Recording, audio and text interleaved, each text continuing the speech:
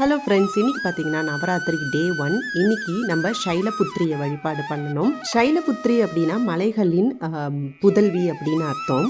இந்த சைலபுத்திரிக்கு உகந்த நிறம் என்னன்னு பார்த்தீங்கன்னா இன்னைக்கு வந்து வெண்ணிறம். இன்னைக்கு காலையில் நைவேத்தியத்துக்கு பார்த்தீங்கன்னா நான் பாசிப்பருப்பு பாயசமும் சுத்தான்னமும் தான் வச்சு நைவேத்தியம் பண்ணேன்.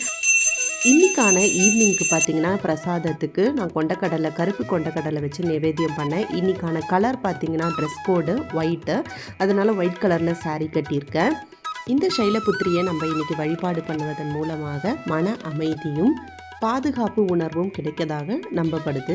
இந்த அம்பாளுக்கு பிடித்த பூ பார்த்திங்கன்னா மல்லிகைப்பூ, வெண்மை நிறமாலானது. அதனால் இன்றைக்கி நம்ம மல்லிகைப்பூ அம்மனுக்கு சாத்தும் பொழுது சகல விதமான ஐஸ்வர்யங்களும் நம்மளுக்கு கிடைக்கும். நாளைக்கான நிறம் என்ன அப்படிங்கிறதையும் நான் இந்த பதிவிலே சொல்கிறேன். அப்போ நீங்களுமே வந்து யார் யாரெல்லாம் நவராத்திரி கொண்டாடுறீங்களோ நீங்களும் வந்து ரெடி பண்ணிக்கலாம். நாளைக்கு பார்த்திங்கன்னா உங்களுக்கு சிகப்பு நிறம்.